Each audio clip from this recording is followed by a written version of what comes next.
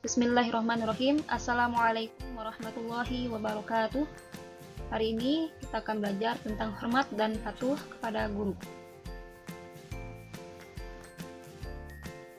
Tujuan pembelajaran hari ini adalah menjelaskan isi Quran surat Al-Fatir ayat 28. Kedua, menjelaskan isi hadis-hadis yang terkait dengan hormat dan patuh pada guru.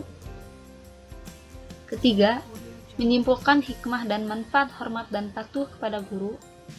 Keempat, menyajikan paparan tentang hikmah dan manfaat hormat dan patuh kepada guru. Siapakah guru itu? Guru adalah orang yang mengajarkan kita dengan berbagai ilmu pengetahuan dan mendidik kita sehingga menjadi orang yang mengerti dan dewasa. Jadi guru adalah sosok yang memberikan kita ilmu pengetahuan mulai dari A sampai Z, ya, menjadikan muridnya dari yang tidak tahu menjadi tahu. Kemudian guru juga tidak hanya mentransfer ilmu, akan tetapi guru juga mendidik serta didik menjadi anak yang berakhlakul karimah. Walau bagaimana tingginya pangkat atau kedudukan seseorang, dia adalah bekas seorang pelajar yang tetap berhutang budi kepada gurunya yang pernah mendidik pada masa dahulu. Misalkan ketika sudah dewasa nanti kita memiliki pangkat yang lebih tinggi daripada guru, nah ya, kita tetap harus senantiasa merendah hati, tidak boleh sombong, apalagi sampai merendahkan guru kita sendiri, ya. Karena tanpa mereka, kita tidak akan menjadi seperti sekarang ini. Guru adalah pewaris para nabi. Mengapa? Karena melalui guru, ya, ilmu yang para nabi ajarkan kemudian disampaikan kembali kepada umat manusia. Firman Allah tentang guru. A'udzu billahi minasyaitonir rajim. Bismillahirrahmanirrahim.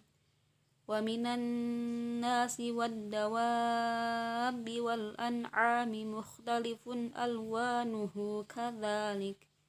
Innama yakhsyallaha min 'ibadihil 'ulama. Innallaha 'azizun ghafur. Artinya, dan demikian pula di antara manusia, makhluk bergerak yang bernyawa, dan hewan-hewan ternak ada yang bermacam-macam warnanya dan jenisnya. Di antara hamba-hamba Allah yang takut kepadanya, hanyalah para ulama. Sungguh Allah Maha Perkasa, Maha Pengampun. Isi kandungan surat Al-Fatir ayat 28. Pada ayat wa minan nasi wad-dawabi wal an'ami mukhtalifun alwanuhu kadzalik. Jadi di sini Allah menciptakan segala sesuatu dengan jenis yang berbeda. Ya, sebagaimana yang diketahui Allah menciptakan makhluk itu dari air.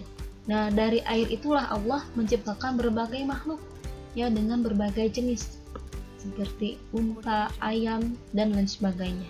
Di sini Allah memperlihatkan kekuasaannya dan keagungannya. Kemudian dalam ayat innama yakhsyallaha min ibadihil ulama innallaha azizun ghafur.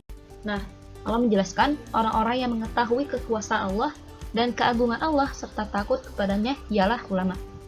Nah, ulama menurut Ibnu Abbas ialah orang yang tidak mempersekutukan Allah Subhanahu wa Ta'ala dengan sesuatu apapun, ya, menghalalkan yang telah dihalalkan Allah dan mengharamkan yang telah diharamkan Allah.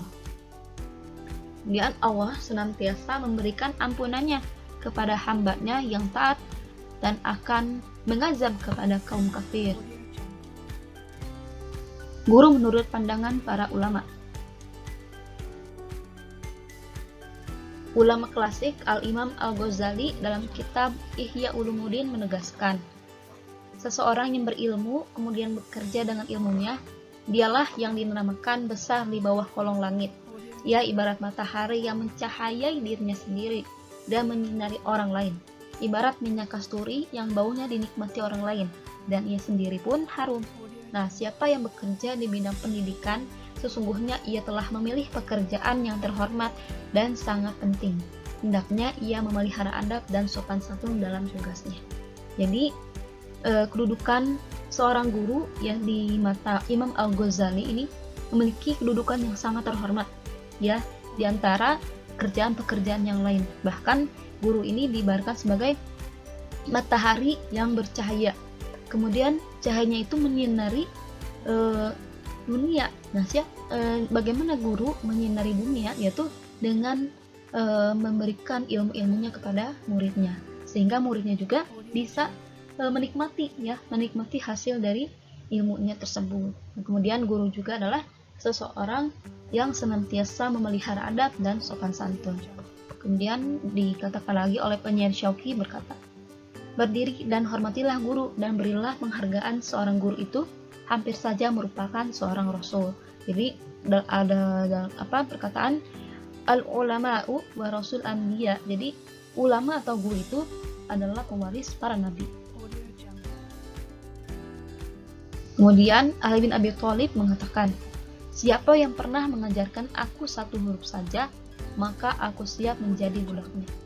Nah, jadi misalnya ketika ada seorang teman yang mengajarkan kita suatu ilmu, nah meskipun itu hanya A, B atau C, maka dia sudah menjadi guru kita. Nah, di sini Ali bin Abi Thalib ini dijuluki sebagai babul ilmi. Kenapa? Karena Ali bin Abi Thalib ini belajar langsung kepada Nabi Muhammad SAW. Kemudian menurut Ali Muhammad As-Shalabi, Ali bin Abi Thalib ini gemar bertanya untuk mencari ilmu dan tidak pernah menyia-nyiakan waktunya untuk selalu berada di sisi Nabi. Menurut Ali, apabila bertanya, maka diberikan apa yang ditanyakan. Sebaliknya, kalau diam, maka tidak akan mendapatkan sesuatu. Dalam keadaan tertentu, Ali merasa malu bertanya kepada Rasulullah SAW, padahal ia ingin bertanya. Maka ia pun meminta kepada sahabat yang lain untuk menanyakan apa yang ingin ditanyakan kepada Rasulullah. Jadi di sini ketika kita bertanya pada seorang guru, maka dirasa kita akan mendapatkan ilmu. Dan sebaliknya, kalau kita berdiam diri, nah otomatis kita tidak akan mendapatkan ilmu, ya. Kemudian apabila ada pelajaran yang kurang dipahami, tanyakanlah kepada guru, ya.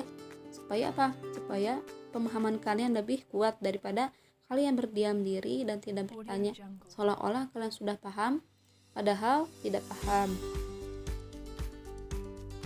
Kemudian kita juga perlu belajar dari Abdurrahman bin Al-Qasim, murid Imam Al-Maliki. Dia mengatakan, aku mengabdi kepada Imam Malik selama 20 tahun. 2 tahun diantaranya untuk mempelajari ilmu dan 18 tahun untuk mempelajari adab. Seandainya saja aku bisa jadikan seluruh waktu tersebut untuk memperbaiki adab. Jadi di sini nyata bahwa adab ini lebih utama daripada ilmu. Ya, orang yang berilmu belum tentu beradab, kan tetapi orang yang beradab sudah tentu berilmu. Cara ulama menghormati guru. Yang pertama dengan cara mereka rendah hati terhadap gurunya, meskipun ilmunya sudah lebih banyak ketimbang gurunya. Kemudian mereka menaati setiap arahan serta bimbingan guru. Misalnya seorang pasien yang tidak tahu apa-apa tentang penyakitnya dan hanya mengikuti arahan seorang dokter pakar yang ahli. Begitupun kepada murid, ketika gurunya menugaskan A, maka muridnya harus menyelesaikan tugas A. Jangan sampai ketika gurunya memberikan tugas A, kemudian muridnya malah mengerjakan tugas B. Nah, mereka juga senantiasa berkhidmat untuk guru-guru mereka dengan mengharapkan balasan pahala serta kemuliaan di sisi Allah.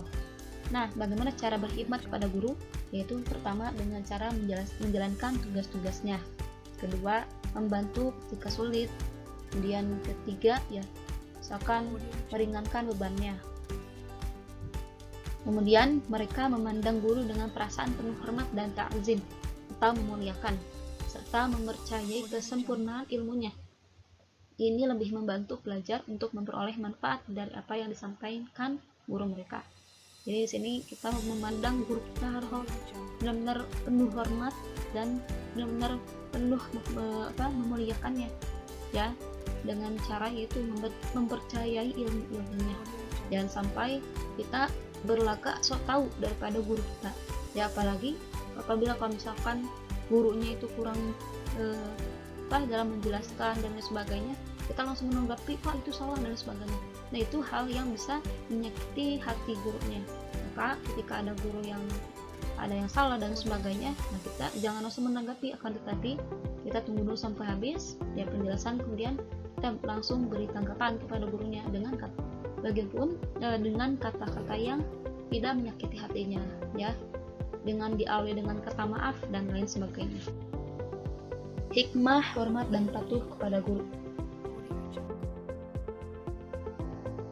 Hikmahnya adalah ilmu yang kita peroleh akan menjadi berkah dalam kehidupan kita, akan lebih mudah menerima pelajaran yang disampaikannya. Ilmu yang diperoleh dari guru akan menjadi manfaat bagi orang lain, akan selalu didoakan oleh guru, akan membawa berkah, memudahkan urusan, dianugerahi nikmatnya lebih dari Allah Subhanahu wa taala. Dan seorang guru tidak selalu di atas muridnya. Ilmu dan kelebihan itu merupakan anugerah Allah Subhanahu wa taala. Ya. Allah yang akan memberikan anugerahnya kepada orang-orang yang dikehendaki.